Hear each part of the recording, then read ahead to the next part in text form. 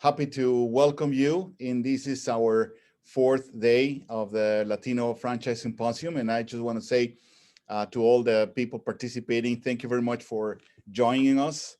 This has been a very interesting strategy that we've been following for the last 7 years, trying to bring experts and people with a lot of experience and vision in the franchise business to interact with potential entrepreneurs and investors and people interested in the franchise business themselves, and with that, try to create productive connections and possible business and everything good that could happen from interactions like these.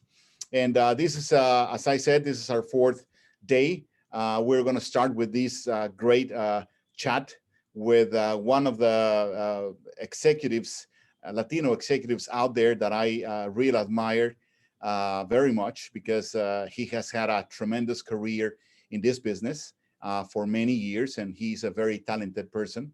And after that, we're going to have another great chat with an expert in Hispanic marketing and Hispanic markets and demographics, Mike Lakusta. But it is my privilege then to welcome Enrique Ramirez, who is now the Global Chief Financial Officer and General Manager for Latin America and Iberia for Pizza Hut. And just as a matter of a brief introduction about Enrique, as I mentioned, he's a very talented executive, originally from Mexico, and he started his career as a consultant in the Boston Consulting Group, and then went on to Kinko's, and then Kinko's became FedEx Kinko's, and then it became only FedEx, and Enrique was there up until December 2009. And then he started as a vice president of finance in 2010 in Pizza Hut, and then he went to become chief financial officer for Pizza Hut in the US, and then later on, Chief Financial Officer for Pizza Hut Global, and then a Chief Growth Officer for Pizza Hut Global, and now Global CFO and General Manager for Latin America and Iberia, as I mentioned. So Enrique, welcome, and thank you for sharing your experiences with us. Thank you, Jorge. I appreciate the warm welcome, and I am very happy to be part of this great event. I have had the opportunity to participate in this franchise symposium for a few years now. We've had some terrific interactions, great presenters, fantastic group of attendees, people that are curious about, getting into franchising, and it's just a great event. So congratulations for putting it together and making it a success. It's lasted now several years, and my company, Yum, has had the privilege of hosting it with you in our offices several times. So it's terrific to be here. Thank you for the invitation. Sure. No, thank you for coming back this year. And I would like to start, Enrique, with asking you to maybe describe to us what is your role right now, before asking you about your past experiences, because I think that everything goes mounting on and on in your career. And I mean, just as a segue to start talking about what you have been doing over these years, when we think of in the franchise world, some of our attendees may think, well, a franchise is a couple of stores or maybe a little group of 10 stores here in the US and maybe in Mexico. But when we scale up and we start looking at companies like yours that are some of the largest franchisors in the world with more than, I don't know, 6,000, 7,000 restaurants all over the world, that means that is a different animal, and that's a different way of understanding what is the franchising world.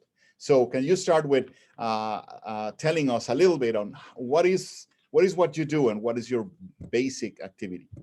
Yeah, absolutely, Jorge. Happy to do that. You already were gracious enough to share kind of my background, so I won't repeat everything. But I will tell you about my current role and how what I do these days and what I've done in recent years is related to this topic of franchising in different regions of the world. So today, my job is I am a general manager, managing director of Pizza Hut in Latin America and a part of Europe, which is Iberia. That's what I do. In fact, I'm no longer CFO of Pizza Hut. I was CFO of Pizza Hut globally for many years. Overall, about 10 years I did that.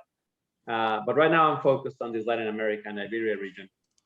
But however, through my current role and my previous roles, I had the opportunity to interact with a lot of companies around the world, with a lot of well-established, long-time franchisees of not only Pizza Hut, but some other concepts, and also had the opportunity to recruit business people who wanted to become franchisees of Pizza Hut in different parts of the world. So I do have a lot of experience in that, had the opportunity to travel the globe, and I mean it literally, like everywhere, you know, Africa, Australia, Asia, the Middle East, Europe, Latin America, you name it, you know, everywhere we've done business. And a big part of my role was to source new franchise partners to develop our brand in many parts of the world, or to consolidate a fragmented franchise ownership and roll it up into a bigger company that would be purchased by an investor who would want to grow faster, and these kinds of things. So yeah, very relevant to what we're talking about is what I've been doing right now. My region encompasses 34 countries, and in the Pizza Hut world, we have normally just one franchisee per country. In some cases, we have a master franchisee who in turn has sub-franchisees, and they may own just a few stores each, or they may own entire cities or entire states. But by and large, the way the Pizza Hut business works in Latin America, but also in the rest of the world, is that we have single country franchisees, or franchisees that have a couple of countries, and they manage the entire business. So it's a bigger company than the traditional thought of, you know, an entrepreneur who owns 1 or 2 or 3 stores. We're talking companies with 30, 40, 100, 500 stores is the way we manage it. Now, to understand the endeavor of globalizing a brand like Pizza Hut or like KFC or like all of the group that you are working with, what is behind the work of trying to globalize one of these brands? We have learned from previous conferences that we have this week that the brand is one of the highest assets that companies like Yum, for example, have, right? So the word Pizza Hut, the logo, the concept, the formulas, the way of selling pizzas and making them and distributing them is something that is one of your assets.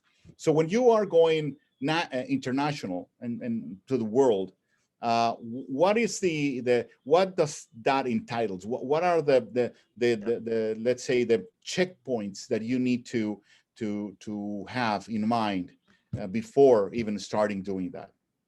Yeah, that's a very good question, and I'm glad you brought up the value of a brand, because see, when you're thinking about entering into a franchise business, you need to really consider the importance of a brand, because you know nothing is stopping anybody from launching a business from scratch in any given industry.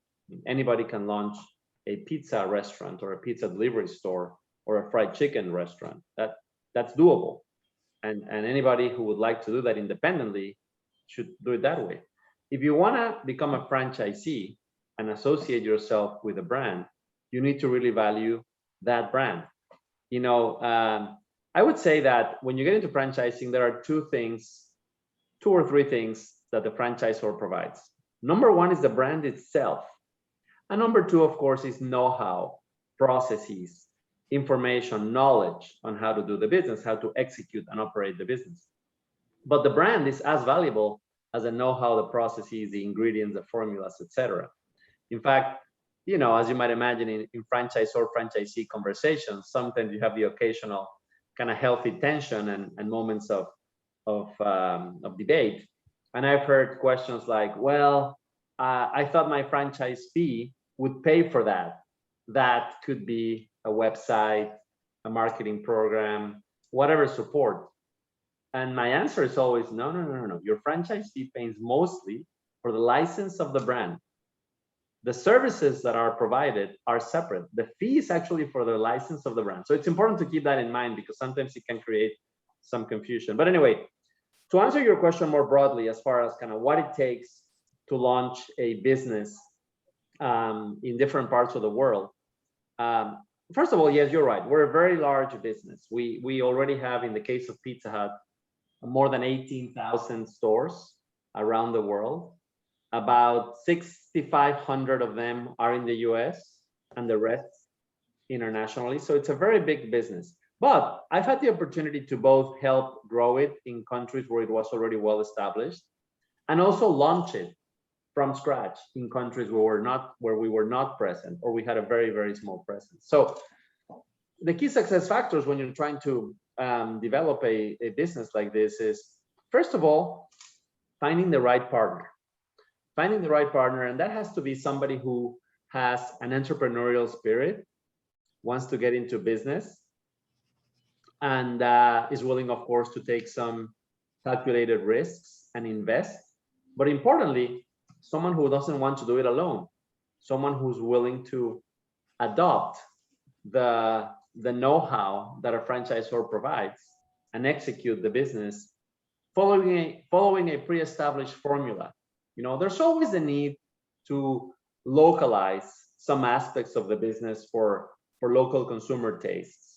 You know, of course, that's important. But by and large, it's about executing a formula. It's not about recreating the wheel or finding a new way to execute the business. So I always talk about, it's about adopting, not about adapting.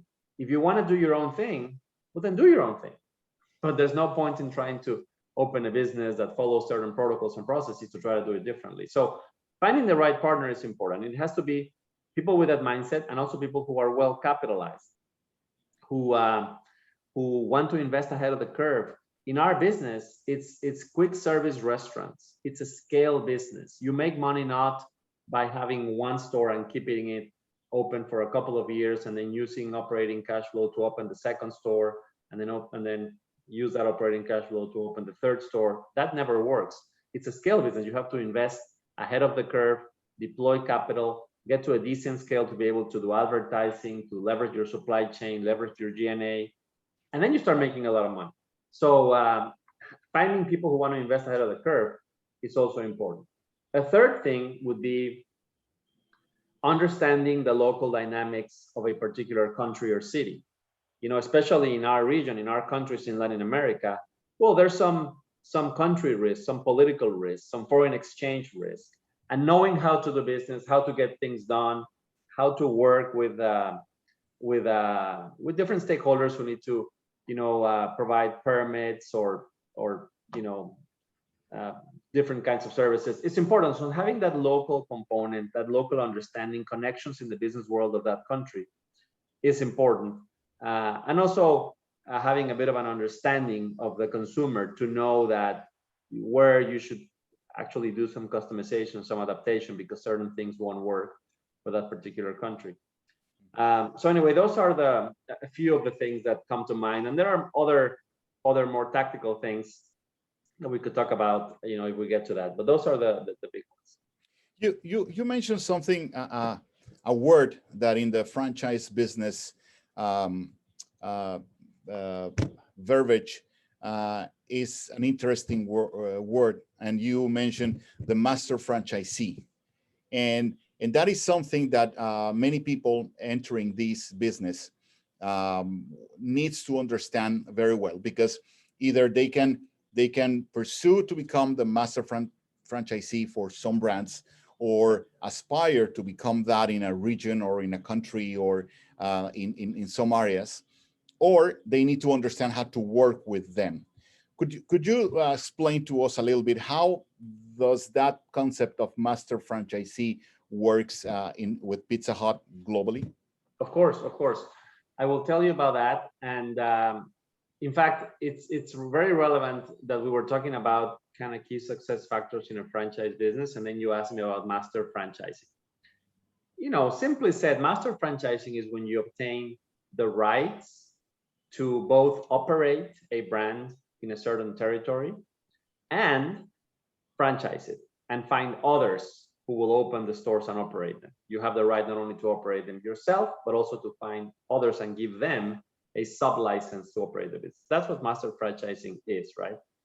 And we do some of that in the Pizza Hut world, and a lot of that in my region, in Iberia and in Latin America. But one thing I'll tell you is, before you get into that, the partner needs to want to operate stores successfully.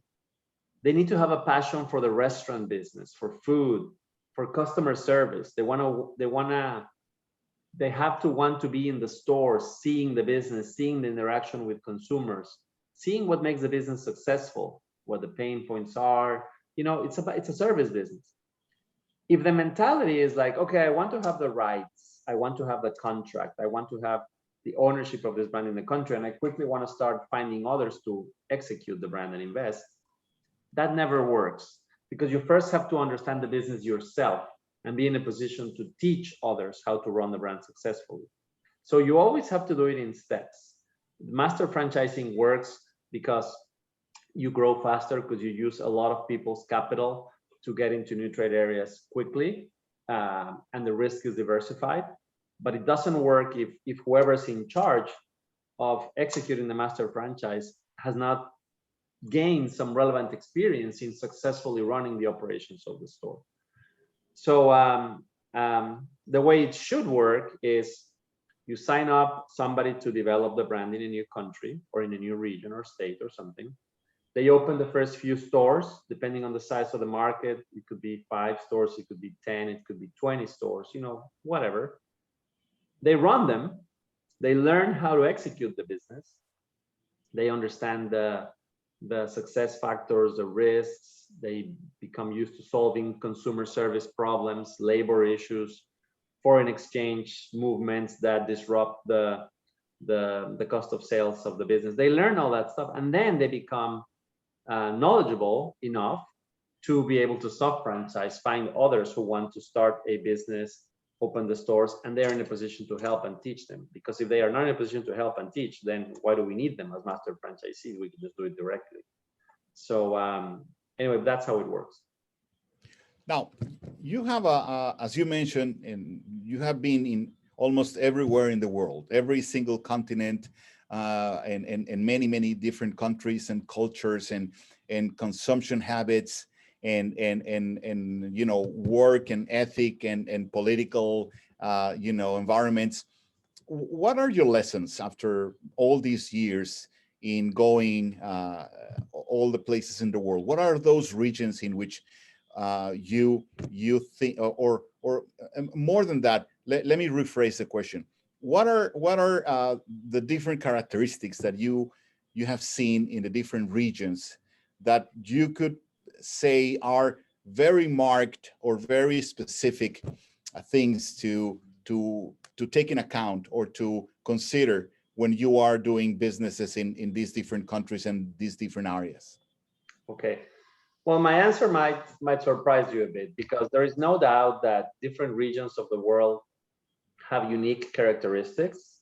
And if you're standing in the middle of Bangkok, looking at that city, looking at how the city pulse, you know, is very vibrant, very hectic, very busy. You know, there's like disordered. I mean, if you're sitting in the middle of Bangkok and you think, okay, this place has a certain ethos, a certain personality, and then you go from there and you're standing in the middle of, call it Plano, Texas, right? And you look around and it's like nothing like Bangkok, nothing like downtown Bangkok. And you might think this place is so completely different that maybe we need to do business in a very different way in downtown Bangkok versus Plano, Texas versus Santiago, Chile versus, you know what, Madrid, Spain. But the reality is the brand works well because we follow a certain formula about what it stands for, the taste profile of the product, how it is communicated to customers, how customers experience the brand and interact with our employees in the stores or digital channels. It works because we follow a certain formula. So actually, one of the first things I will say is, it doesn't matter how different many parts of the world are, you need to start with the same formula. That's what makes franchising successful. It's a formula that's easily replicatable, and you don't need to invent a new business. You just need to follow one. So that's the first thing I will tell you about that. But that said, you do have to recognize that there will always be nuances, differences that you have to recognize. For example, kind of a curious example. Here in the US, we're used to eating pizzas with traditional toppings. You think of cheese, you think of pepperoni, you think of vegetables, another thing, sausage, ham, you know, those kinds of things. It's not very intuitive to think of eating like a calamari pizza or an oyster pizza or shrimp pizza or, you know, octopus. However, in some countries in Asia, for example, in our business, those are huge sellers. And instead of tomato sauce, cheese, and pepperoni, it's some like sweet and sour sauce, octopus, calamari, and oysters. And so, you know, if I were to be, I don't know, stubborn or dogmatic about, no, a Pizza Hut pizza has to be these ingredients, then we would miss out on an important opportunity because consumers in Asia happen to love seafood pizzas, right? So it's a matter of finding the opportunities to localize, tropicalize.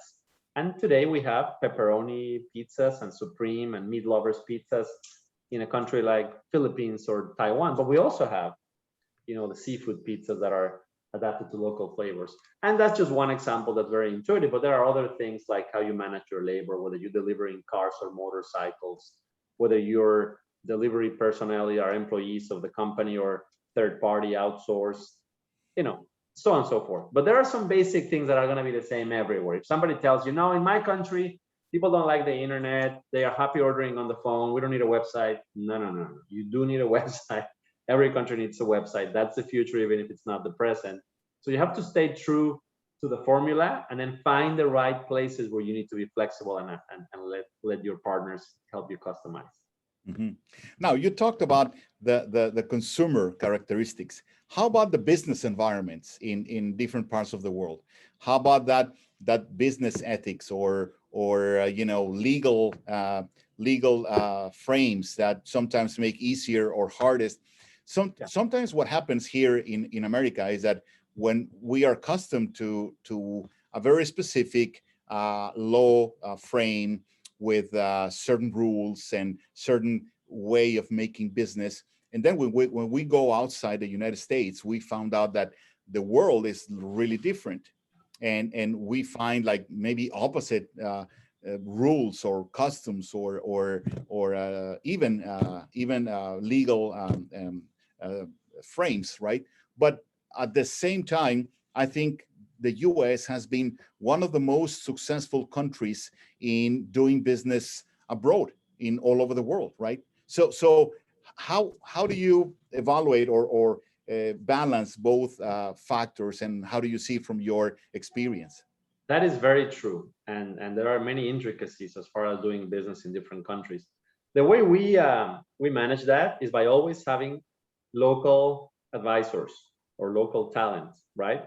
I never pretend to strike a big franchise partnership contract, development agreement, whatever, using my US based legal team, right? I always need to use, if it's a transaction in Australia or in Poland, I always use local counsel to make sure that they understand the regulatory framework, what's allowable, what's not. There are some things maybe about our franchise contract that do not work in certain countries because the law is different, so we need to adapt it. So the way to do it is always having that local expertise. And I'm just giving this example of lawyers to make sure the contracts are appropriate and enforceable. But it's the same thing with the partners, right? We very seldom go to a country like, Uruguay and say, we want to open the business here, and we have a great franchisee in Mexico, so we're going to have them open the business in Uruguay. No, we need local knowledge, local understanding of the regulatory framework, of the way to the business, of the consumer preferences. Yeah, sometimes master franchising allows for somebody to have presence in many countries, but always with local partners. The master franchisee might be from one country, but the local franchisees are from that country. So that's another thing we do to adapt to the local conditions. But I have to also say, we always have to be very vigilant of US law and US practices, and never, ever, ever violate what would be considered unlawful in the US. Even if they tell you that it is okay in another country, it's not. This Foreign Corruption Practices Act is a huge and important aspect of doing business. You can never, cross the line. And even if somebody tells you, no, this is how it works here, you say, no, we don't engage in any type of practice that would be considered inappropriate in the US. So with those principles and those practices is how we're able to operate successfully in many different environments. Do you identify any specific region of the world other than the US, which I understand is third of your stores of Pizza Hut are here in the US, but other 2/3 are outside. But do you identify any other region that has been like very successful or remarkable performances over the years? Yeah, of course. We are particularly strong in Asia. We're very strong in countries like Hong Kong and Indonesia, and Taiwan and Malaysia, China, of course. The Far East has been a great place for Pizza Hut. We're also super successful in some Middle Eastern countries like the United Arab Emirates or Kuwait. Great success in places like this. Of course, the US, Canada, terrific markets for us. Europe, we have pockets of tremendous success, like Poland. More recently, we've done really, really well in the UK. Spain, now we have a local partner, and we're very strong in Spain. But in other countries, it's been a bit more difficult. And in Latin America, it's also some countries great, tremendous dominance, phenomenal performance, and some others a little bit more tricky. So that's just to answer kind of where we see more and less success. Now, reasons why. To me, it's always first mover advantage is a big deal in the QSR business. If you were the first to get there, you start creating some scale, then it's very difficult for others to usurp that position. There's always space for competitors, but whenever we become the dominant player, it's very hard for our direct competitors to make a dent. And then the second success factor that I've seen when I look at different regions of the world is how quickly we've adapted to this evolution from having started in Pizza Hut as a restaurant brand with casual dining, full service, ordering at the tables, moving from that to kind of the more modern pizza experience of delivery and carry out. So if you give me a country, I'll tell you the story, how we started, how quickly we grew, whether we are stronger than our competitors or not, and why.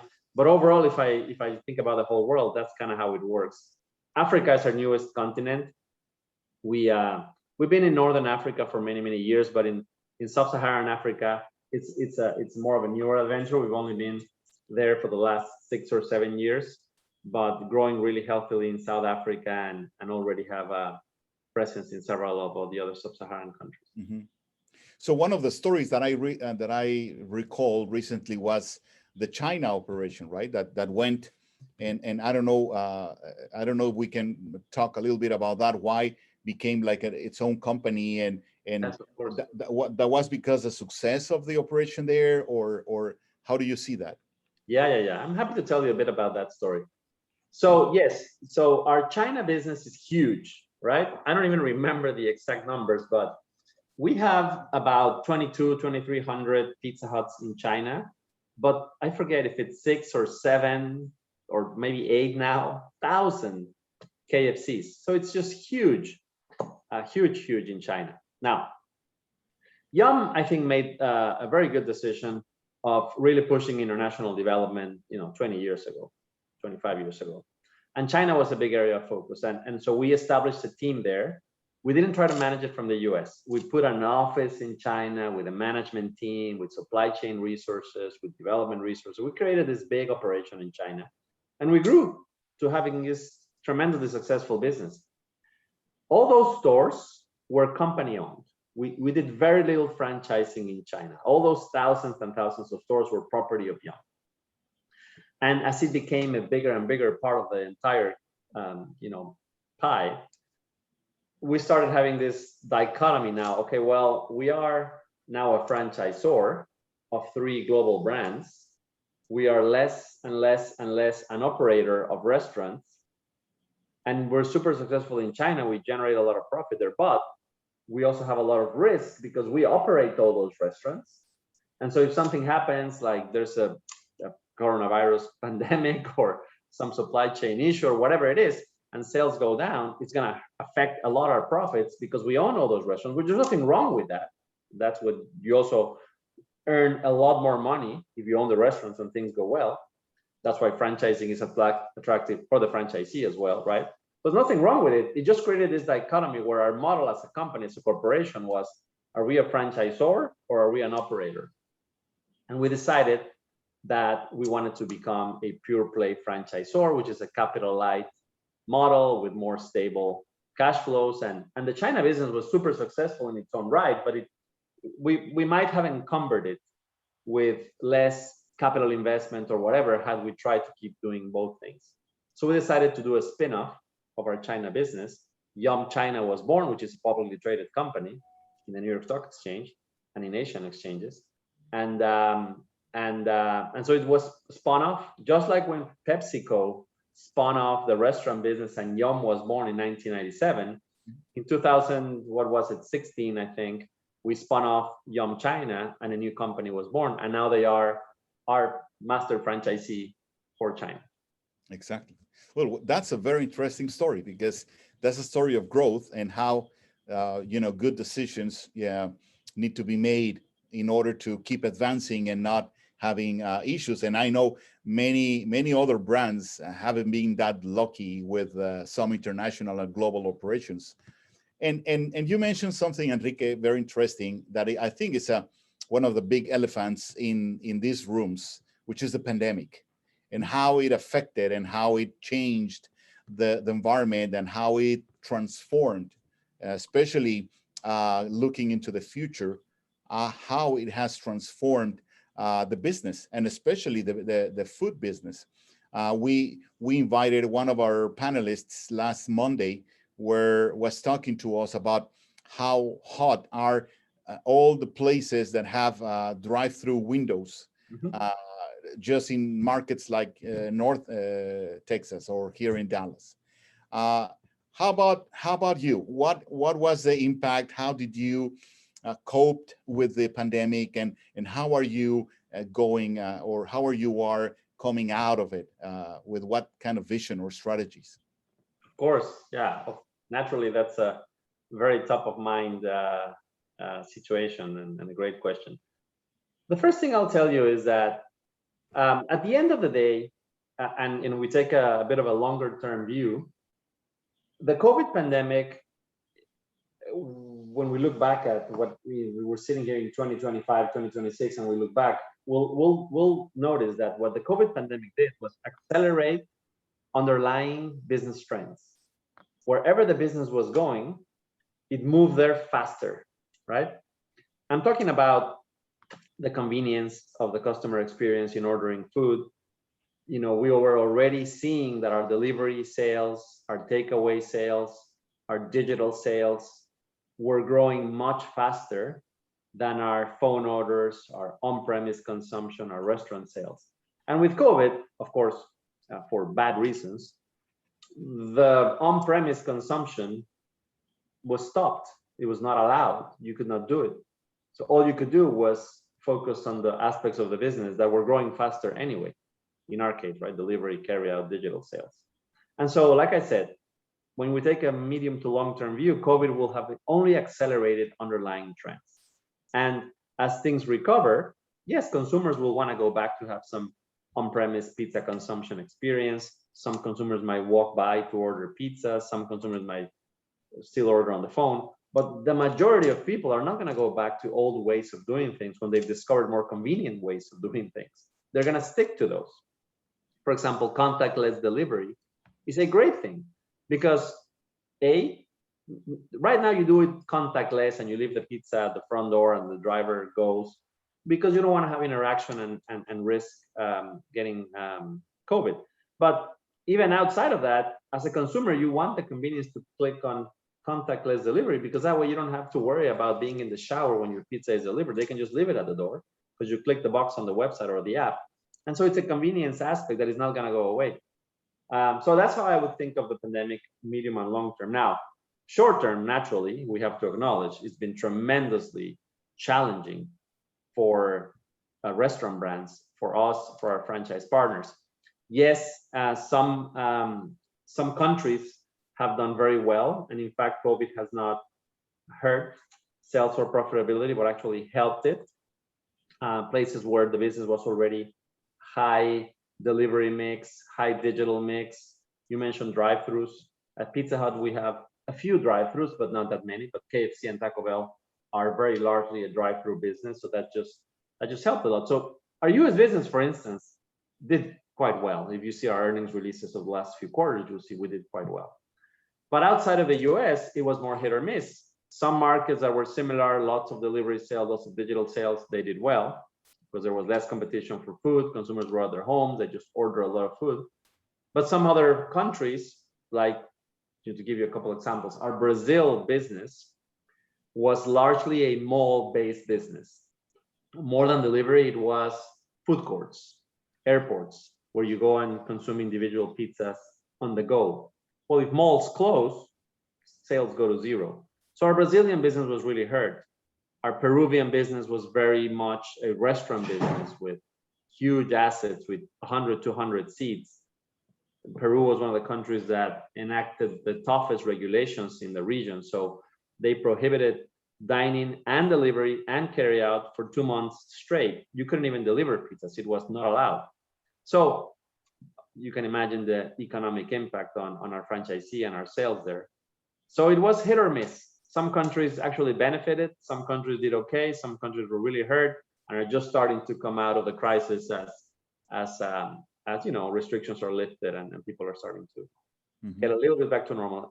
Unfortunately, in Latin America, it doesn't feel like it feels in the US. Here in Dallas, where we, you know, the vaccine is widely available and we're starting to see people go out a lot more and such. That's not the case in Peru or Brazil or Chile or India. We've heard about the horrific, you know, situation with the pandemic right now. So it's different in different countries, but yeah, I mean, definitely a big challenge for the restaurant business. And now we're starting to get some questions from some of the participants, but before going to a couple of questions that I have from them here, I want to ask you about the future. In your role, and how do you see the future of global franchising?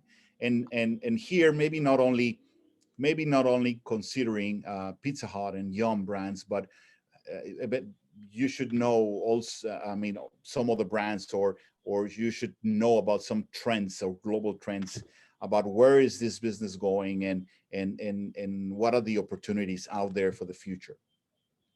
I honestly think that the future of franchising is as bright as it's ever been, probably brighter than ever.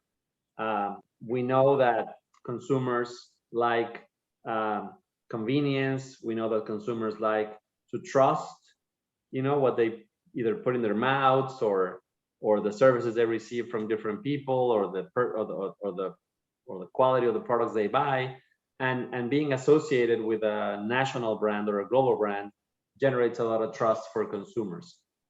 Back to COVID, one of the things that really helped our business is that consumers trusted that we implemented very strict sanitary and health measures in our restaurants, because we have that ability to enact that widely, because we're a corporation. So franchising, I think, is going to have a tremendously brilliant future. Also think about technology trends, how increasingly technology is an enabler of easier customer experiences, and technology investment is expensive, it's difficult. So it's another reason why you need scale to thrive and provide the most convenient options to customers. And so for that reason, franchising will grow, the size of chains of, in retail, in consumer packaged goods, in services, car service, replace payments, all this stuff. Technology is a big part of the success of these companies, and that's going to continue. And therefore, I think that franchising is going to be really, really successful in the future. All right. So if you allow me, I have a couple of questions here. Someone is asking us, and from the beginning, you have given us very good tips on how to make franchising to the world. But if on the other way, I think they mean the other way around. What about brands that want to establish in the US? What would be the tips that you would give to them? Yeah, that's a really interesting question. And of course, we have some examples of foreign brands from the perspective of the US that have come into the US and been successful. I would say,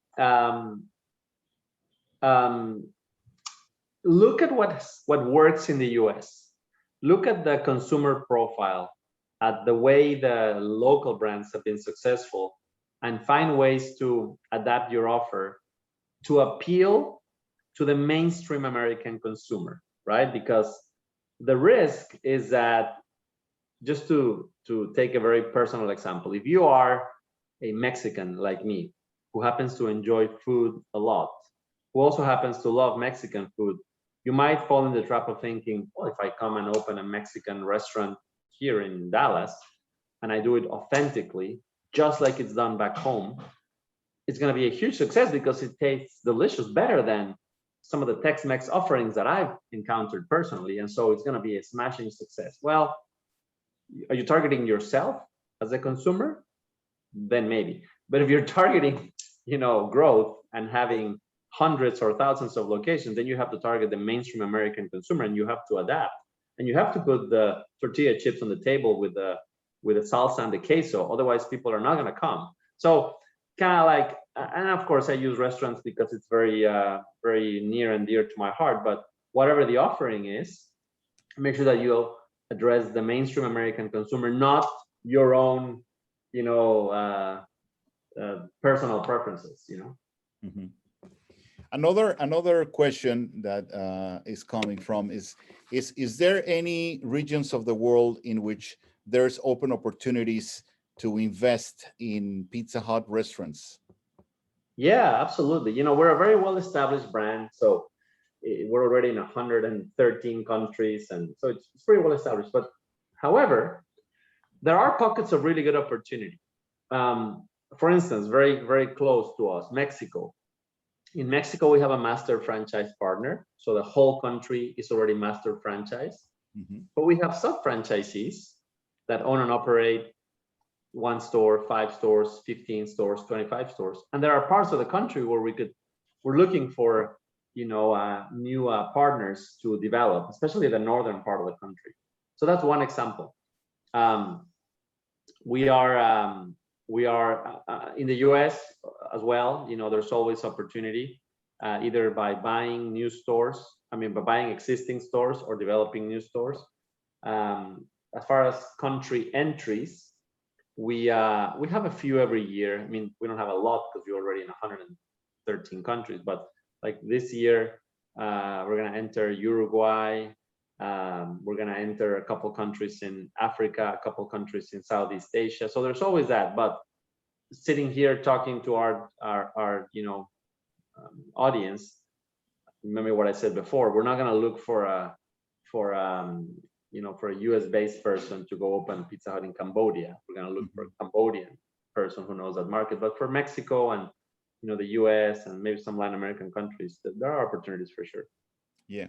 And I think we're gonna stop here. We have a couple of other questions, but those questions, like the one made by Mike Gonzalez, Mike, that he's asking about how to finance and if you have financing programs for that. But I think that question was answered yesterday when we had a presentation of all the different brands and what are the costs and the investment levels.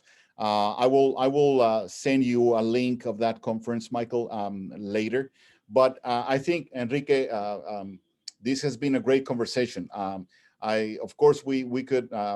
I have a lot more questions and a lot of curiosity, because every time you face a successful operation as a businessman or as an entrepreneur, which we know the Latino community has a lot of entrepreneurial spirit inside of them, they immediately start, asking, and how can I do this? How can I do that? The questions could be, infinite, right? But we have to make a hard stop and just be grateful for the time that you have been devoting to us. And I really want to thank all these concepts. I mean, I don't remember any other speaker or any other symposium in which we have discussed the global, the international scenario, which is now very, very hot in many senses. So thank you. Would you like to add something before wrapping up? Oh, thank you. I enjoyed our conversation and I appreciate the invitation.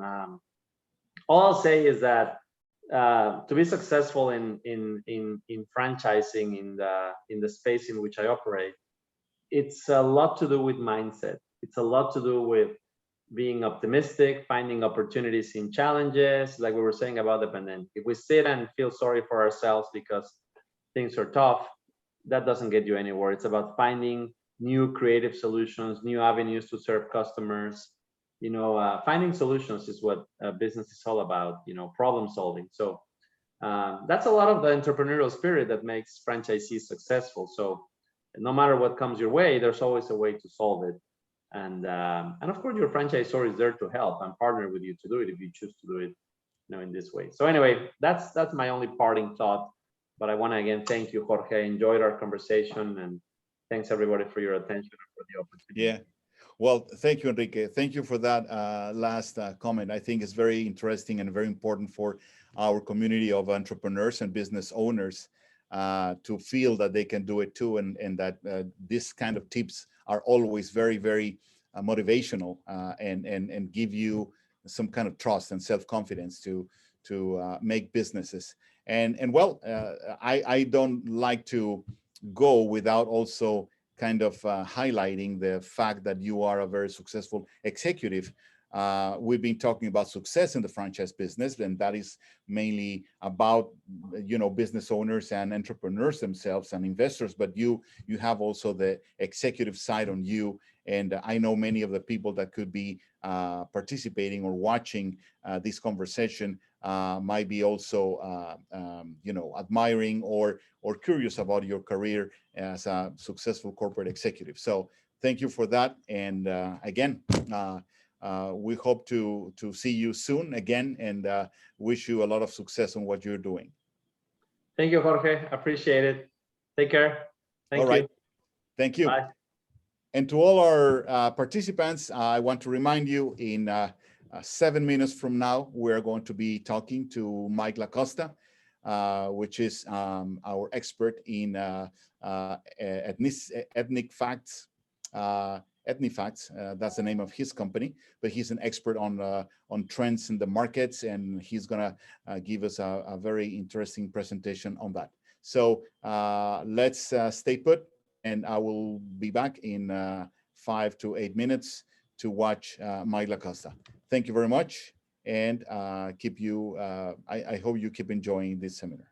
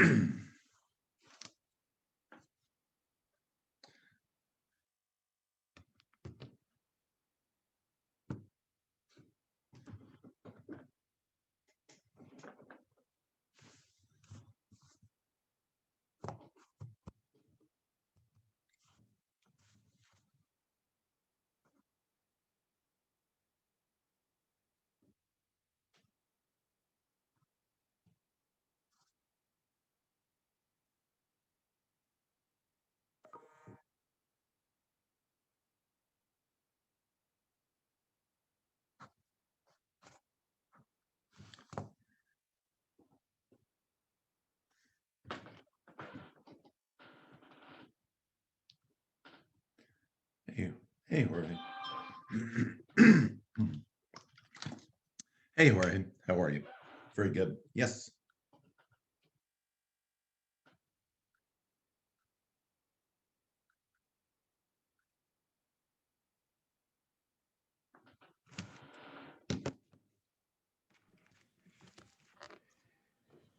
Hey, Mike, how are you? Hey, good, Jorge. How are you? Good, good, good. How's everything going over there? It's going well. It's going well. It's and getting out more now, which is wonderful. That's a good thing. Oh yeah, yeah. I mean, I can't tell you how desperate I was to start going out, and I have made a couple of trips myself also. So it feels great. It does. No doubt about that. No doubt about it. Yeah, and I do have a few slides, Jorge. I mentioned that to you last Yes. week when we talked. So hopefully, when we get to that point, you can Yeah. just let me share my screen and I can go Of through a few of course. those first. Yeah, I've been doing is I've been just welcoming our speaker, introducing you. I will maybe say some things about you on your bio, and I mean not complete the entire bio, but some Sure. specific things, and then I'll let you go with the presentation, and then maybe after that we can just have a little bit discussion on the most interesting facts, and then we will open the questions. We are getting some questions from different vehicles, and we are also streaming through Facebook, and we're also streaming through our website. So hopefully, uh, a lot of people is watching and perceiving this. So we're Great. let's just hold on 2 more minutes to be able to get all the participation that we want, and we'll start. Great. I did just sit through Enrique's talk with you, so that was good. That was very good. Oh, did you see it? I did. I did. Yeah. Great. Great Yeah, discussion. yeah. I've always been admired about his clarity of thinking and how he envisions things. Right? Yeah. Yeah. It's not something that I would say I have as a big skill set myself. Yeah. He really does have clarity. And Yum is such an interesting company. I've been working on their Lift Council, their diversity council with James Fripp a lot over the last couple of years. And Oh yeah, he's a great guy. He really he's a is. great guy. Yes, and he has done a lot of things to do. I mean, with them, the Yeah. fact. No doubt. No doubt. Yeah, Well, good. Well, this will be fun. I'm looking forward to it. yeah, yeah. Me too. And really, thank you again for participating. Um, it's great to have you back here as with many years, right? Yeah, I was looking at that. It's at least 4 or 5 years now. I think we've been working together, which is Yeah. great.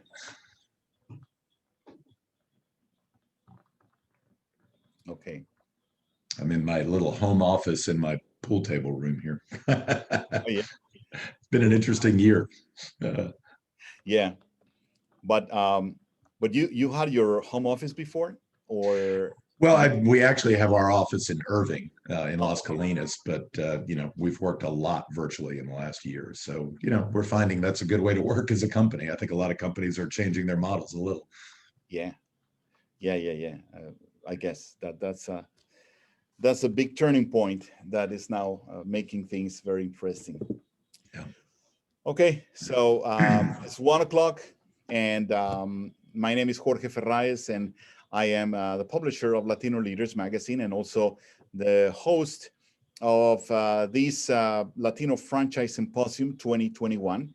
And today, Thursday, May the 13th, it is our fourth day of conferences and panels that we've been organizing around the topic of the franchising business.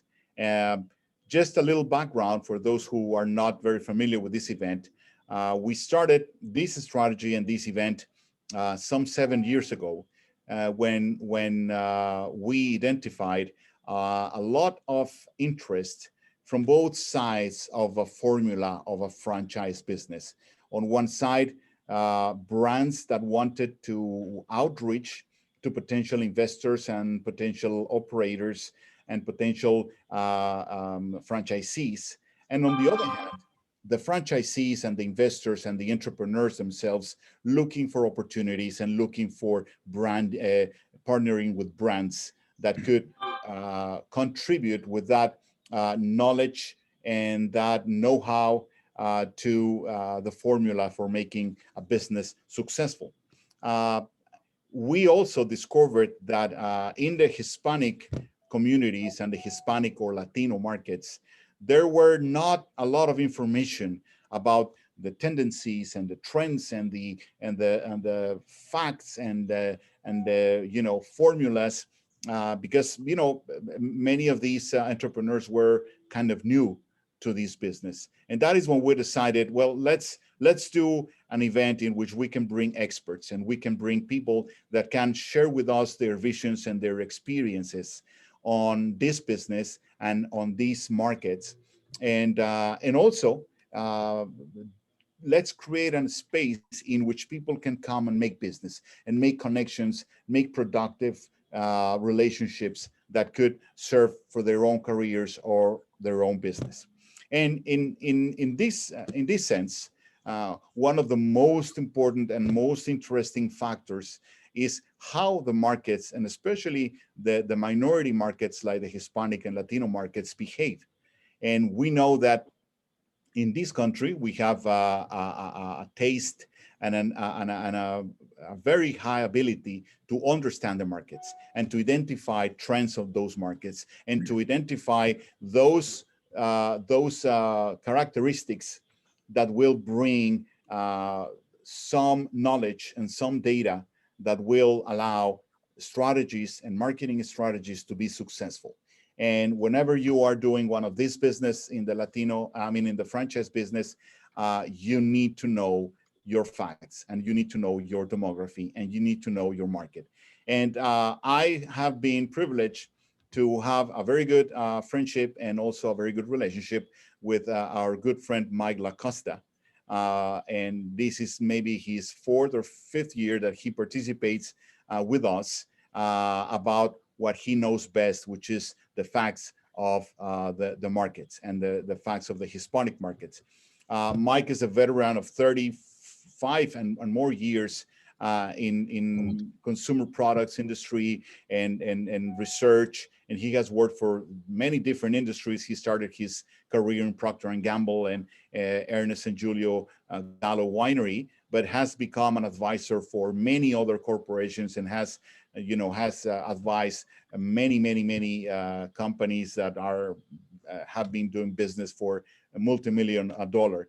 And he founded EthniFacts, and he will explain to us a little bit of that some years ago. And he has tremendous clients and in which he has helped these companies to develop strategies for the market. So with no longer introduction, Mike, thank you again for participating and coming back to this symposium. We are privileged to have you as all the other years, and welcome. And please give us a little update on what you've been doing and what is the EthniFacts whereabouts now.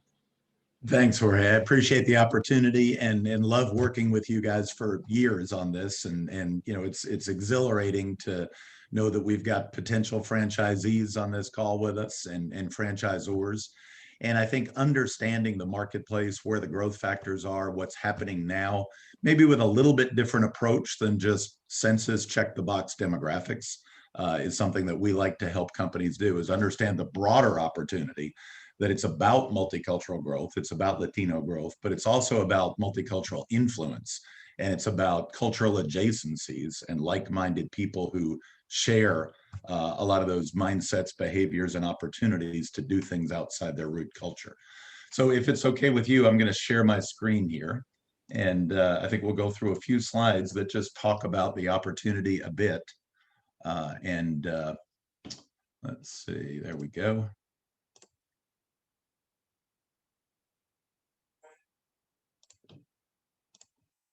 All right, I believe that should be good for everyone. So we're going to talk about fresh insights for what we call an America Reimagined, the new America and what's happening right now in the marketplace. Just to tell you a little bit about EthniFacts and who we are, one of the things that I want to do today as I speak is try to give everybody on the call more resources they might be able to go to find more information as we speak. One of the things that EthniFacts has done for almost the last 10 years now is Wright Nielsen's Diverse Intelligence Series reports. They call them their DIS or Diverse Intelligence Series reports. And there's a link on this page if anyone's interested to go to this. And it's about 22 reports that we've authored and designed for Nielsen over the last 9-10 years. And every year we do a major report for them on the Hispanic market, the African American market, and the Asian American market. So it deals with many different topics from women in business and consumerism to digital to higher income families. So you can find a lot of information there if you'd like at that link, www.ethnifacts.com/Nielsen. And you can get access to those reports. You may find them helpful. We did a report last year for Telemundo in conjunction with BuzzFeed on young Latinos and what was going to happen in the election, which was very interesting. And we uncovered a lot of trends that actually did take place, but you could see it coming, and some things are a bit counterintuitive, but that's the approach that we love to take to demographics, is what might not be expected. So let's talk about population growth and why is this important? Obviously, you know, if we're dealing with owning a franchise or selling franchise businesses to potential franchisees, we're dealing with a consumer. We're dealing with a consumer that either buys, watches, clicks, votes, whatever it is, there's a consumer. So it's very important to understand this mainstream. What is the mainstream in America and what's driving what's happening in America? And this is just a simple little chart that shows the contribution to growth by the different races and ethnicities between now and 2060. And as you can see, the red is Hispanic contribution to growth. The light blue is non-Hispanic white. The dark blue is African American, a little bit lighter blue is Asian, and then other, which is really fast growing, multiracial. An Asian American woman married to a Hispanic man, whatever that is, the combination of races. And I'll bring up a point here that's very interesting because some people say, well, I love to go by census demographics and what they say because that's the gospel. In our opinion, that's not the gospel because you are asked every 10 years on the decennial census to check a box. And that box says, what is my race? And then that box says, what is my ethnicity? And then more importantly, it says, what is the race and the ethnicity of your kids or the other people in your household? Well, again, if you're from Venezuela and you're married to someone that might be from China, good question. What is the race and ethnicity of your kids? So we like to take a broader view and say census demographics really don't tell the whole story. Multicultural influence is even more important. And that's what's driving consumerism and who's going to be buying from your franchise locations. So if you look at the growth, as we can see, 68% of growth between now and 2060 will be Hispanics in the United States. It doesn't matter what happens with immigration. There's actually been negative immigration to Mexico over the last 3 years in the US. So it's not about new people coming in necessarily. It's mostly based on who's here, who's at a childbearing age, who's having children, and where is the population going. The one thing that a lot of people don't realize is the compound effect of the aging of the non-Hispanic white population. So since 2012, deaths have actually exceeded births for the non-Hispanic white population. And ironically, had it not been for immigration since 2012, the non-Hispanic white population would already be declining. And you can see that that's going to be exacerbated over the next several years. that population will be down 18% in the next 25 years and then continue that trend. So this growth of the multicultural populations is compounded by the aging of the non-Hispanic white population, and consequently all growth in America, every bit of the growth in America is going to come from multicultural populations and largely from the Hispanic population. There's a lot going on in America right now, and there are certain parts of society that say, I just am not comfortable. I don't understand what's happening. Well, the biggest thing that's happened in America is the changing face of the immigrant population. And in 1964, we changed our immigration laws. Prior to that, we had had quotas for every country, and it was largely based on European countries. So only X number of people from Ireland could come into the United States, X number from Germany, whatever it was. And once that number was hit, it was cut off each year. In 1964, that changed. We took away the quotas, which were largely favoring European ancestry, and opened it up. And during that time, the immigrant population, the foreign-born population of the US, has gone from about 10 million to over 40 million. So it's quadrupled in that time. And the makeup of that population has gone from 75% European ancestry to now about 11, probably this year it will end up being less than 10%.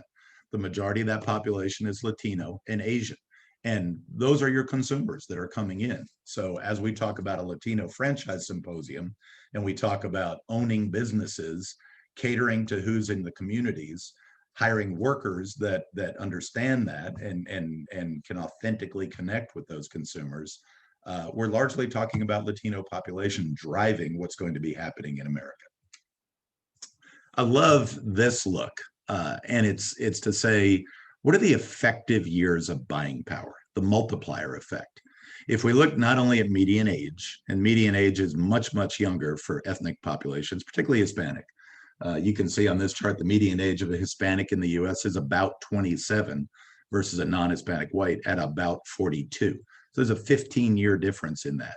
But if you compound that with the fact that according to the CDC, the life expectancy of a Hispanic or of an Asian American in particular are much, much longer than a non-Hispanic white, what you get is the effective years of buying power. So if you own a franchise, if you're trying to get someone to buy your products, watch your product, vote for you, whatever it is, the effective years of that loyalty, once you get a Hispanic consumer to be loyal to your product, is about 20 years longer than a non-Hispanic white consumer. So because of their age, because of their life expectancy, it's about 37 years for a non-Hispanic white, but it's about 57 years once you get loyalty in a Hispanic consumer. So who are we talking about when we talk about the consumers? It's not just about static demographics and where are we now. And too many times, we're going to look at incomes in a few minutes. Too many times people who run businesses go, gosh, I need to look at the median income of the people that I'm going to cater to. Sometimes minority populations don't get concentrated on for franchise owners and people like that because of some of those income numbers, the economic numbers. But if you multiply that by this compound effect of effective years of buying power being 20 years longer, once you look at that lens, there's no question who you should be concentrating on.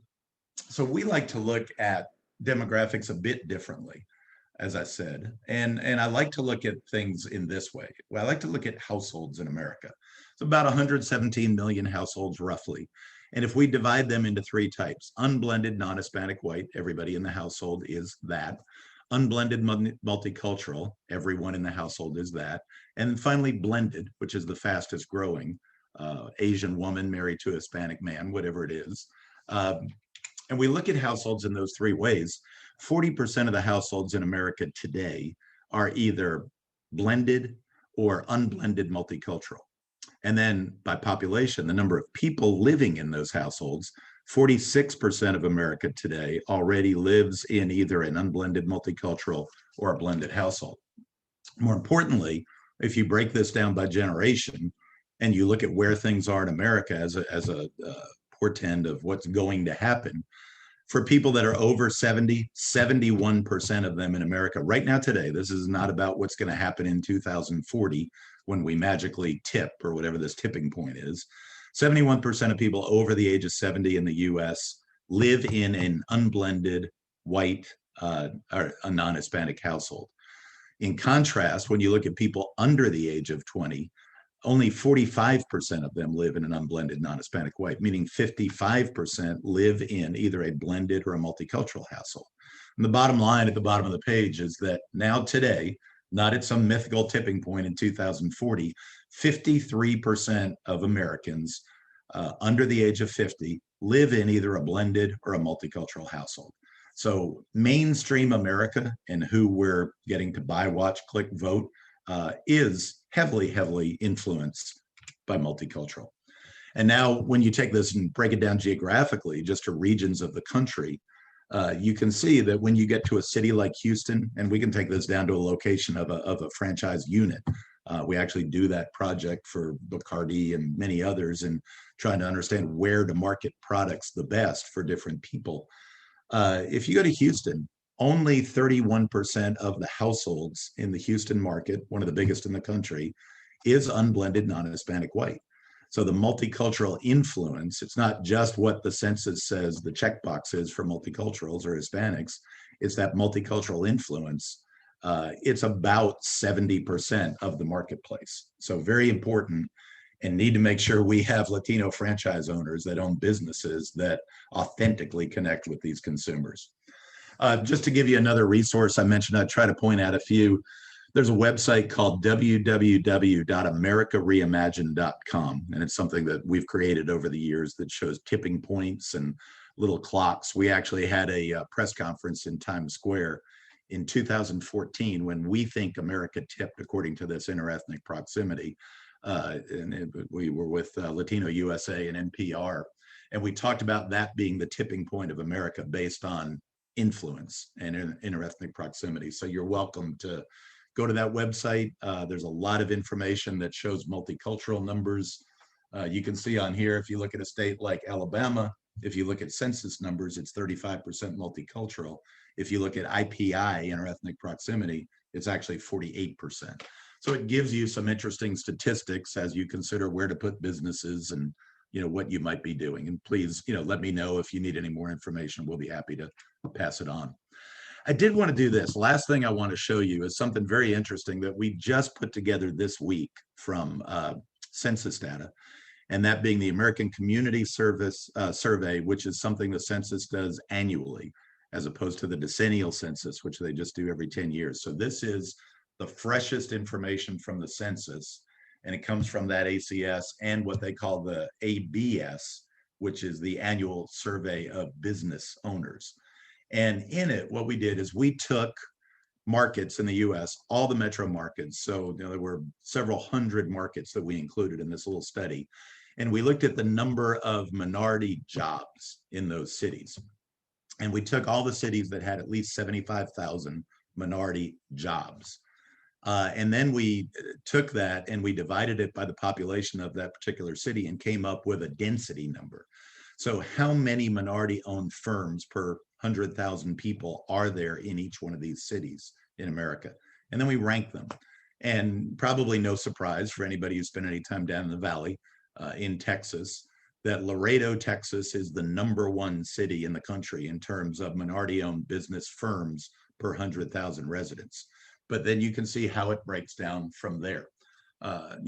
Things like Miami and Honolulu are probably no surprise, but it may be surprising to know that San Jose and Santa Clara, California, which are largely Silicon Valley, are way up there, 1, 2, 3, fourth highest in the country for minority-owned businesses per 100,000 people. And then you can keep going down and see cities like Savannah, Georgia, which may surprise you. And Houston obviously is high on the list, Salinas, California, Stockton, Albuquerque, many others. But we have a lot more information. If anyone is interested in this, we can talk about it a lot more. The thing that we did is we carried this analysis a bit further and said, okay, so if minority-owned firms are highly dense in a city, they're probably providing jobs to minorities in those cities. And because these jobs are probably better paying jobs, are they helping break the cycle of lower incomes and poverty in some cities by coming in, supplier diversity, companies saying, yes, I want diverse franchise owners, I want diverse suppliers for my business. Walmart has done great things in Arkansas with that. Companies like that. How's that affecting the population? Is that making a difference? And is that pulling some people up by the bootstraps and improving the community? So we looked at a ratio of income. So we looked at minority wages in each one of these cities, and then we compared them to the total wages in the community. And it's an unfortunate statistic over there on the far right-hand side that in the US, that minority wages and self-employment income are about 10% below the total. So they index at a 90. So what you can see is each one of these cities that's above a 90, as you go down this chart, minorities are doing better in terms of income in that particular city, which may largely be driven by this high concentration of minority-owned firms. So, you know, what is the difference that you can make in your communities by owning a franchise and owning a business? This is a good little scorecard right here, and looking at the cities where that minority income is above the level of the national population at a 90. Now we took it one step further, and this is my last slide, and we looked at different industries in these same cities, and we said, okay, now let's compare the income for minorities in this particular industry versus the income for minorities in any industry within each one of these cities. And what pops up is there are certain industries, manufacturing, wholesale, things that, you know, you may well own franchises in: information, finance, insurance, real estate, professional, technical science, things like that, that actually are higher for indexes. Administration, jobs in offices where you do administration, even military is bringing up these communities. The minorities are indexing at a higher rate if they're in those industries. And again, you can go by city. This happens to be the top 25. And it's interesting to see things like San Jose, where in the information system, minority income is 300%, it's 3 times the number that the average minority is making in San Jose. So that kind of a business is pulling up the community and doing great things for the people there. So again, if you're interested, I've got much more information on this. We'd be happy to talk to you. And at that point, I'm going to get out of my screen share and be happy to talk to Jorge and take any questions. Excellent. Well, always very compelling and impressive. And yeah, many people are starting to ask where are the census figures reflected, and if they are already out there. Because what I have seen, Mike, and this is one of the questions that I want to start with you, is that it seems that the market changes every time they have access to data, right? Every time we have a census, like the what you mentioned, the census that goes every 10 years, the decennial census, and some others. Investment patterns change, consumer patterns change. People seem to be more aware of certain trends, and they invest there. So in after these newest census, if you have been able to have some access to some information there, what are the trends that you see for the future? What are the trends that you are observing that could be useful to people in this business? Well, one thing I would say, Jorge, is when people talk about census numbers and only talk about the decennial census that's done every 10 years, they're really not using all the information the census has. The census is an incredible resource, and that's one of the things that we do for companies is really dig into these governmental databases. But the decennial census is largely used and was just done in 2020, and there was so much discussion about, gosh, is it going to be accurate? We were talking about citizenship questions and whether people were actually going to take the census and whether it's going to be accurate. That decennial census is largely used for congressional reasons. And that's already been reported. I think a lot of your people on here may have seen about a week and a half ago, those numbers came out from the 2020 census, and Texas picked up a seat in Congress and California lost a seat in Congress, things like that. But what I would say is use information well beyond that, because the census does something called the ACS, the American Community Survey. And I'd love to see a show of hands if we actually could be in a room together again. But I'd love to know if anybody else has taken that ACS, because I have. And all of us have taken the 10-year census. We did it last year, and you get asked a very limited number of questions. I'm sure you took it, Jorge. It's probably 6 or 7 questions about people in your house and what you have and that kind of thing. Exactly. I got lucky enough to be one of the people picked randomly to do the ACS a few years ago, and they delivered a 45-page booklet to my house. Wow. And if I had not filled it out, they came and knocked on my door to come get it. So it asked everything from who's in the household, what's my mortgage payment, to what's my utility bill. I mean, the ACS is an incredible wealth of information that comes out every year from the census. So what I would say is, when we talk about that, and when your people on this call are looking for information, don't just say, I want to get the 2020 census. Gosh, that's going to be the latest thing out there. There's a mountain of other information from the government, from the census. And those are the kind of things that we like to dig into. But, what are we seeing as trends, which was your question? Largely it's the growth and the multicultural influence and the sheer growth of things other than just a checkbox. The 2010 census was actually the first time that you were allowed to pick multiracial on the census. So what are you? I'm more than one race. How many people are that? I mean, it's amazing how many people would say that. 27% of Asian American women are married to someone of another race.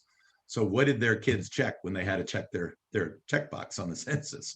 So, one of our partners, Carlos Arce, who is kind of the American dream, to be honest with you. Carlos came to this country at 14 years old as a migrant worker in California and got a scholarship to Berkeley and went on to Michigan to get his PhD in research. And he was part of the original Hispanic census in 1970 that was done, when the government first came up with the term Hispanic, which we all throw around right now, and Latino, which we all throw around. But prior to that, there had never been a grouped term like that. And it's not something that's even used in any other country in the world. But, you have a Latino franchise symposium, a Hispanic symposium. That's an American term. To group all those countries together as basically Spanish-speaking countries and come up with that. So yes, Latinos are the fastest growing segment, but if you asked most people, they would say, well, I am Mexican, or I am Cuban, or I'm Dominican, or whatever I am. And understanding that granularity and where the growth is coming, and that one size doesn't fit all.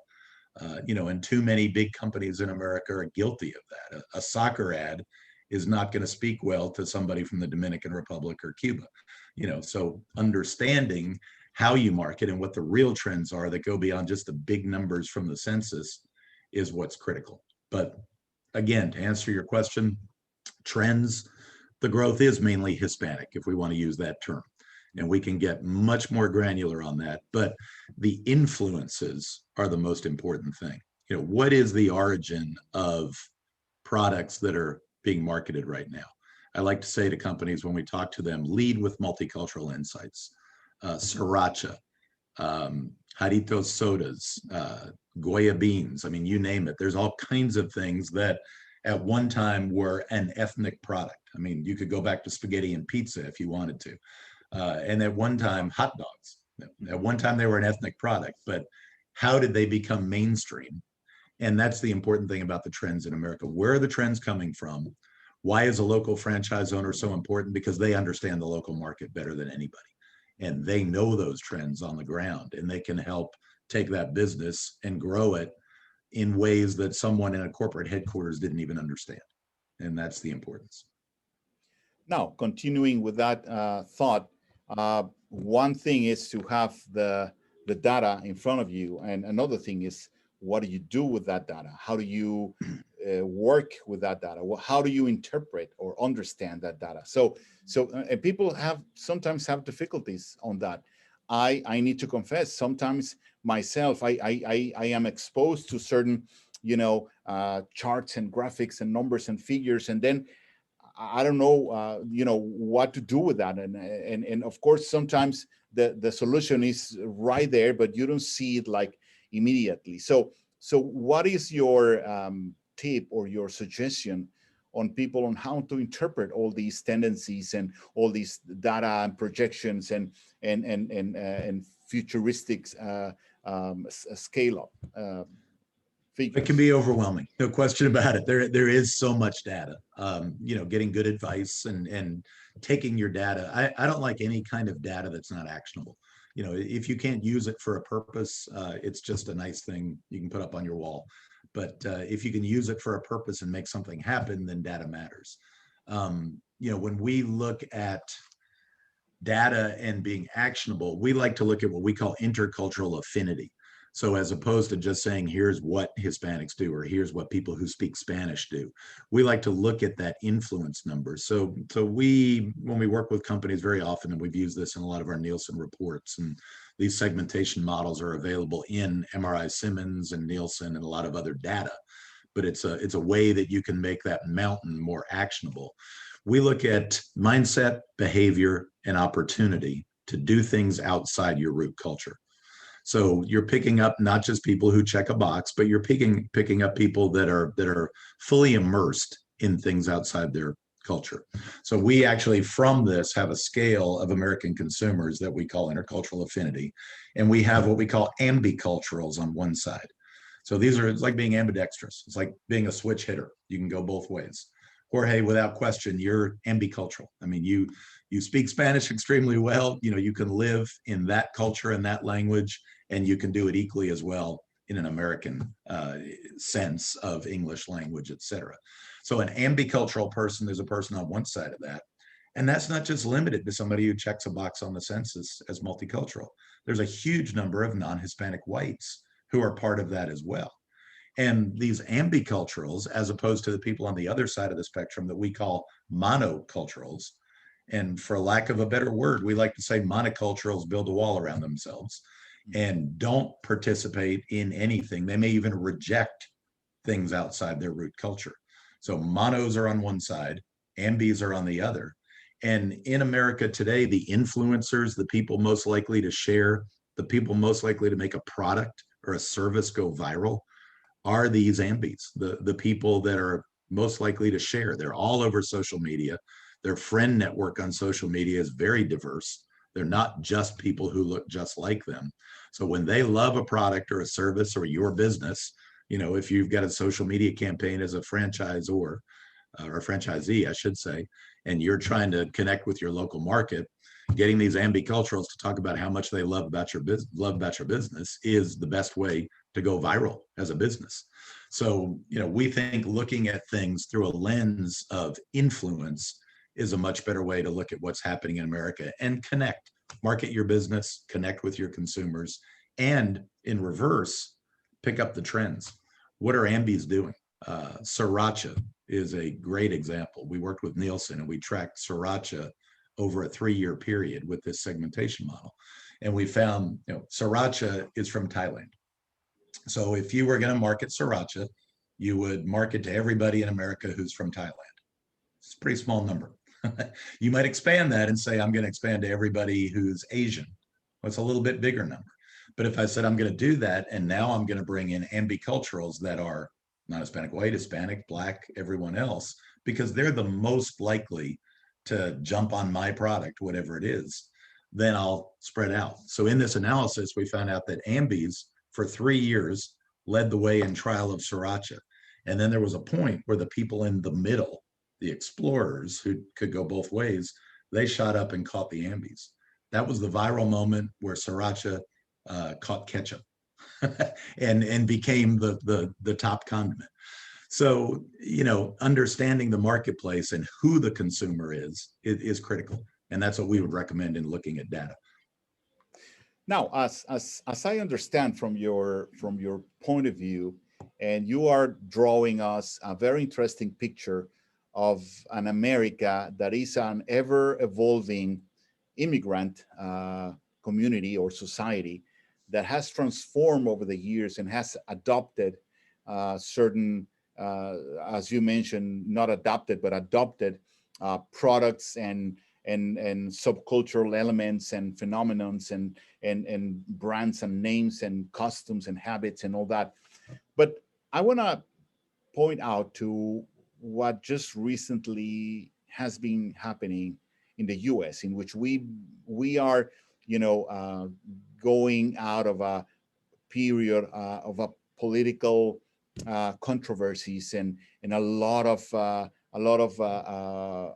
contradictions and a lot of extremism posters, and it seemed that many of these things in which we understand the country as a blending, as an evolving culture, accepting and adopting things, it certainly for in certain part of the region or the country certainly became the other way, right? That different was the enemy, and many of these people that understand this point of view saw it as something bad as instead of something good. And then on top of that, of some years, fighting with those that different poles and extreme visions, we also are coming out of a pandemic year in which many things were affected. So given the fact that you have a lot of experience and you have been there for many years before all these phenomenon occurred, what is your take? How do you understand the moment that we're living? That's a great question, Jorge. There's so many directions to go in that, but I think my favorite phrase is that nostalgia is a dirty, seductive liar.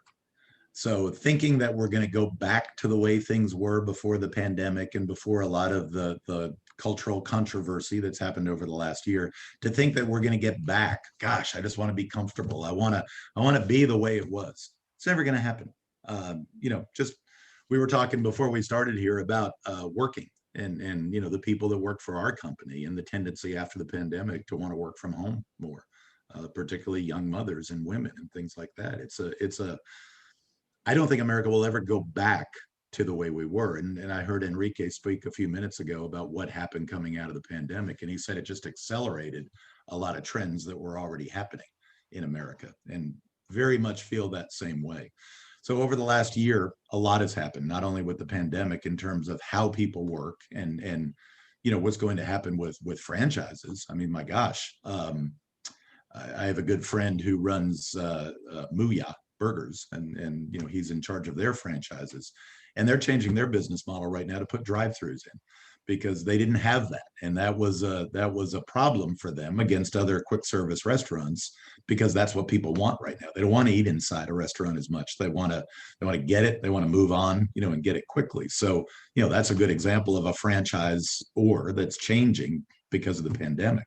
But in terms of culture, that couldn't be more important too. We've done so much work in the last year trying to help companies understand a dissonant America. George Floyd happened, and there were marches.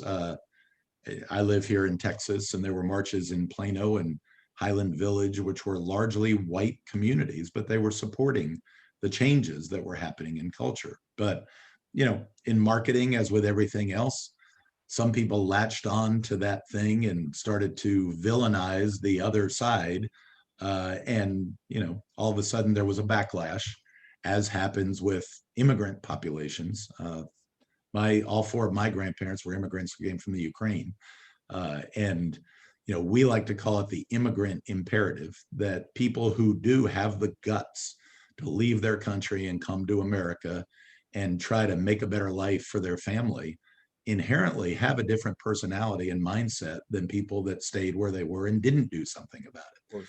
So that immigrant imperative, and the people that want to start businesses are the people that are, coming in, and you want to foster that. That's going very industrious, that's going to make America better to keep doing that. But, there is this backlash, and you have to be aware of that. So what I would say to anybody who's a business owner, which is what we're talking about here, is know who your consumer is. That's the key. For Nike, they knew who their consumer was. And Colin Kaepernick for them was a calculated risk, but not a risk because they had data about who their consumer was. Procter & Gamble has made two of the best marketing campaigns that speak to multicultural communities, called The Talk and The Look.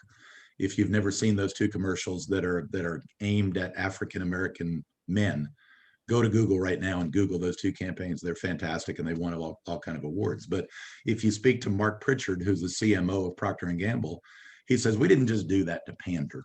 We didn't just say, hey, we want to make a commercial. And Saturday Night Live did a great skit around the Super Bowl, where they had commercials the night before the Super Bowl, and all kinds of things about Martin Luther King speaking, and at the end it said, "So buy spicy Cheez-Its." There was no tie-in, there was no reason for that commercial. It was pandering, and people can see right through that. But what Mark Pritchard at Procter & Gamble said is, we had a problem with our razor blades. Our razor blades at Gillette gave African American men razor burn. So we came up with a product that was better. It had a functional benefit, and it cut the skin better. And as a result, we wanted to communicate better. So we came up with the look and the talk to communicate to African American men. And it worked. It was an authentic, natural communication. But when they bought the product also talked the walk. They didn't just walk the walk and not do it. The product had a functional benefit, and it was incredibly successful. And Gillette increased their share among African American men. I would say, if you're owning a business or a franchise in a market, know your consumer. That's why companies look for franchisees. They know the consumer better than anybody. But make sure you're speaking authentically. You're hiring the right employees. You're tailoring your offer. You're tailoring your marketing to speak to that consumer. And that's what we as EthniFacts help companies do a lot. Yeah. Okay. So let me jump on a couple of questions that we've been receiving from people that are attending and participating, viewing this streaming. And the first one is I guess is a quick technical question. Someone is intrigued by why in in 1964 you mentioned that the face of the immigration change, or the rules or the laws. Was there a reason behind that, they're asking? Well, that was a year that a lot of laws changed. All the civil rights legislation, for the most part, happened in 1964 as well. So that was a time of kind of sea change in terms of immigration policies in America. And, that opened the door to changes in immigration and who was coming into the country. And honestly, if you look at the population of the world and you look at the population of India and China, which are both Asian countries, and the billions that they have versus our 321 million in the United States, it's amazing that America didn't reflect that earlier. But I think what's happened is, American society is now reflecting the demographics of the world a little bit more, both in the Latino population and the Asian population. So, that's what happened, and that's why what's happening now is happening. And a lot of discussion. I mean, we've all heard it. We've all been part of it about immigration laws, and obviously something has to be done. It has to be solved. It has to be addressed. And there's third rails in government, healthcare, immigration, things like that. And immigration has been one of those, but it will be addressed on both sides. And how about, and this is just my perspective to that question before jumping to the other two, how about that factor on the immigration laws and the codes and things in this country have changed to obey the labor markets and the needs of the different industries to growth? I guess that at some point in the 50s, 60s, the farming labor market was demanding a lot of people, and that's what they maybe have switched to increase the Latin American and Mexico immigration. Is that something that makes sense to what you know? Well, throughout history, there's always been an ethnic group that would largely come in and work in one industry to do things. The people who built the railroads, people who dug the subways, like my grandfather in New York, who came in from Eastern Europe and dug the subway system. That was part of what he did. One of many, many jobs that he did when he came into the country. So, in answer to your question, if you look at these groups that are coming in, don't just look at the groups that are coming in, but look at the population that's in the country right now. And one of the great things about America is the youth of our population. And that's largely driven by the large multicultural populations, particularly Hispanic, at a median age of 27. If you look at who's going to pay for my Social Security someday as a non-Hispanic white person, it's going to be Latinos because they are the young people that are in the job force. And if you compare America, you compare the United States to Japan, Germany, Russia, I mean, China, even all these other countries in the world, our population is much, much younger. And that is an advantage in the global economy, which is largely being driven by multicultural consumers. So look not just externally, but look internally at what our greatest assets are and our greatest wealth. And it's largely the youth of the multicultural population. Mm-hmm. Okay, so let's go to another one. This comes from someone that wants to know, what is your take on making decisions based on data again versus decisions made on gut for entrepreneurs? Well, I don't know if do you understand the question? I do. I guess it's the art and the science is what it is. And you know, obviously there has to be both. I mean, I would not want to make decisions just on data to the point where I'm paralyzed and I never make a decision, because there's so much big data these days that you would never make a decision if you wanted to try to capture everything. But on the other side, if all you do is use your gut and you don't use the available data, whoo, boy, you can get into hot water really quick that way too. So it's an art and a science. And I would say you have to balance both, but just search out good data sources. You know, look for the best available data to make the decision that you're trying to make, and then act. You know, that there's a certain amount of risk taking to being an entrepreneur. I had to do it when I formed this company and leave corporate America. You know, you have to make those decisions, and you got to do both. Whoever asked that question. Now we have two more questions, and two are similar in terms of, one is asking, so the first one, let me read it to you, is, are there any studies or data about entrepreneurial activities in like cities like the ones that you showed? And the second question, which is kind of similar, is asking about what are the trends in the new generations of people in terms of consumption and habits of consumption.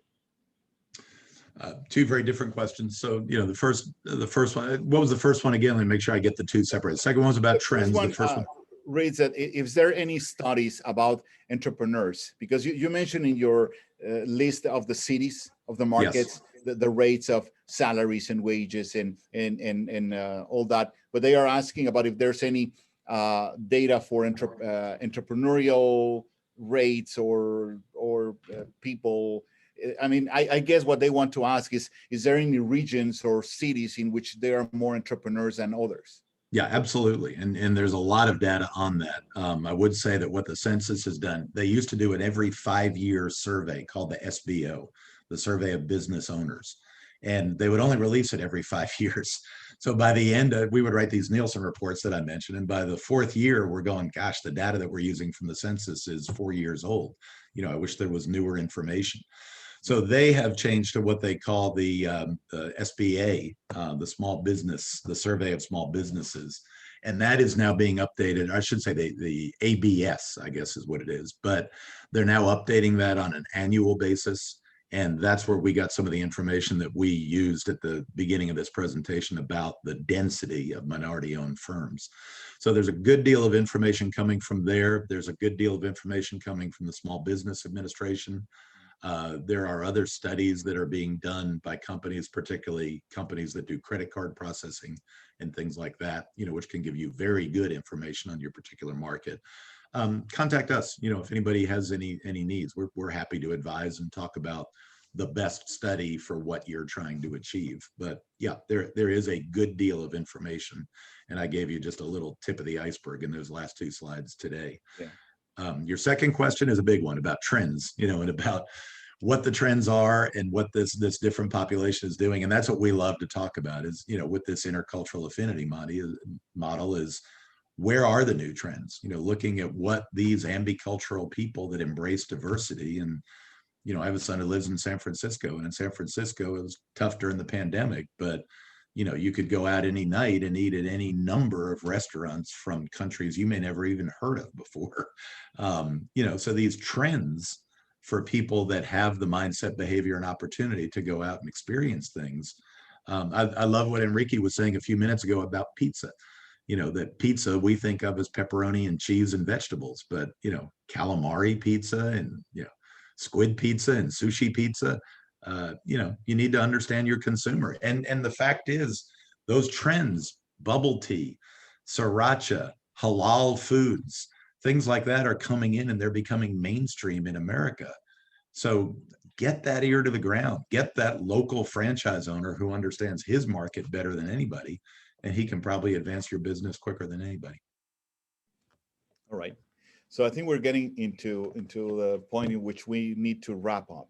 But so this last question has to do a little bit with what I would like to leave or make you maybe make us reflect, and all the people interested in the franchise business is, where are all these trends taking us? And you already have been telling us, okay, yeah, listen to the markets, analyze the data, observe, things, go with the flow of the evolution of communities and the markets and all that. And of course, the pandemic has affected the political, pendulum is also has affected. But if one person trying to get into this business, Mike, wants to know what is the best way to go when you want to develop a brand or to grow a brand business, a franchise business in certain region, what are that checklist that you would recommend people do? And of course, it's not, I guess, and this is just my guess, it's not a one-time thing. You need to keep doing that over the years and constantly, right? So what would you recommend on these business entrepreneurs? Well, obviously, we're at a Latino franchise symposium, so going it alone is tough. It can be done, and it's been done incredibly successfully by so many people. But the reason, as Enrique said, again, I'll point back to that you would look at a franchise is that you've got an incredible wealth of knowledge, and basically you're licensing the brand.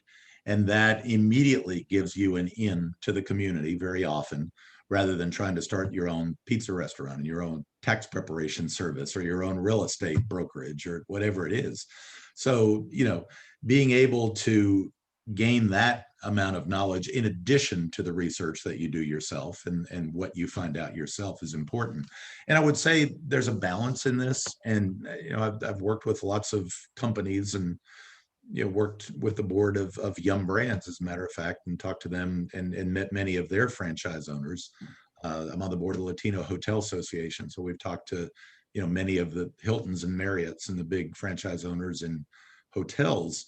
The best franchise owners are the ones that have active franchisee councils who listen to the people that own their businesses. So, what I would say is one of the best ways to get started in business is to do your own research, find your own data.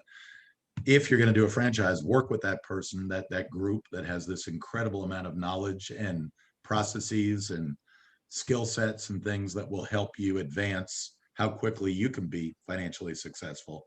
But make sure that company also listens to you and has an active franchise council that tells them from the ground up, this is what we need to be doing. Yes, my pizza restaurant is doing great, but I think there's some things that we could do that can make it even better. And those, to me, are the best franchisors and the best people to get involved with if you're on this call, is the ones that listen to you and their franchise owners. Yeah. Well, I think that's a very good advice, and part of the success of many of the brands and many of the entrepreneurs that we have seen here is because they have been listening to the trends. And I think the question that someone asked about data versus gut, when you have that combination, when you have that entrepreneur that has the feeling of what the market trends and knows how to manage the data, you might have a winner formula there for any business in the future, right? No question. And it's fun in our company. We have a couple of PhD psychometricians that are partners in the company, and they love data. They make me look like nothing in terms of data. but you've got to act on that data. You can't just academically love data for the sake of loving data. You've got to use it to make something happen and make it actionable. That's the key. Okay, Mike. Well, thank you very much. We are on top of the time. I really appreciate your insights again, as every year. They have been very enriching. I learned a lot. All the slides that you shared were very, very interesting. And they basically require more time to analyze and deep into that. But thank you for sharing those with us. And well, we wish you you and your company to keep up with a good work and having success. And hopefully we will have you soon again to keep sharing with us your insights. And for today, I really am very thankful because of your time, because of your information, and because of your willingness to participate. Thanks, Jorge. It's always a pleasure. And to everybody on this call, good luck. You're all looking for opportunities, and I can't wait to see what you do with it. So thank you. No, thank you. And well, for all of those participating and watching us in the different platforms, this is the conclusion of today's segment. But tomorrow we have two very interesting segments, and we will start at 12 noon, as we've been doing all these weeks. With a very interesting panel with actual and current marketers in the Hispanic market. And we're bringing three people from different marketing agencies that are going to talk about their experiences and actual real cases of brands and products that have been well marketed in Hispanic, Latino, and Latino communities. So watch out for that. And in the meantime, you want to get more information, go to our website, latinofranchise.com and latinolidersfranchise.com. And we'll be happy to share with you all the information. So for now, thank you very much. Thank you, Mike, again. And thank you all of you for watching the Latino Franchise Symposium. Thank you.